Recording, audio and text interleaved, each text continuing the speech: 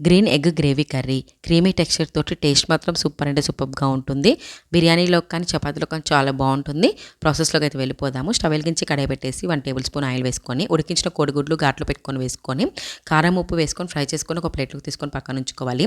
అదే కడాయిలో 1 table spoon oil వేసుకొని, కట్ చేసుకున్న ఆనియన్స్, పచ్చిమిర్చి, అల్లం ముక్క, వెల్లుల్లి ముక్కలు, జీడిపప్పు ఫ్రై చేసుకున్న తర్వాత చల్లారాక మిక్సీ జార్‌లోకి తీసుకొని గుప్పెడంత పుదీనా, కొత్తిమీర వేసుకొని కొన్ని వాటర్ యాడ్ చేసేసుకుంటూ గ్రైండ్ చేసుకొని పక్కన పెట్టుకోవాలి. స్టవ్ వెలిగించి కడాయి పెట్టేసి 4, 5 టేబుల్ స్పూన్స్ ఆయిల్ వేసుకొని, బిర్యానీ ఆకు, దాల్చిన చెక్క, లవంగా, ఇలాచి వేసుకొని, గ్రైండ్ చేసుకున్న పేస్ట్ కూడా వేసుకొని పచ్చివాసన పోయేందుకు బాగా కలుపుకున్న తర్వాత 2 టేబుల్ స్పూన్స్ పెరుగు కూడా వేసుకొని బాగా కలుపుకోవాలి. పసుపు, కర్రీకి తగినంత ఉప్పు కూడా వేసుకొని బాగా కలుపుకొని, గ్రేవీకి తగ్గట్టు వాటర్ యాడ్ చేసేసుకొని, అలాగే ఫ్రై చేసుకున్న ఎగ్స్ కూడా వేసేసుకొని బాగా కలుపుకొని మూత పెట్టేసి మీడియం ఫ్లేమ్లో ఒక 10 నిమిషాలు అయితే ఉడికించుకోవాలి.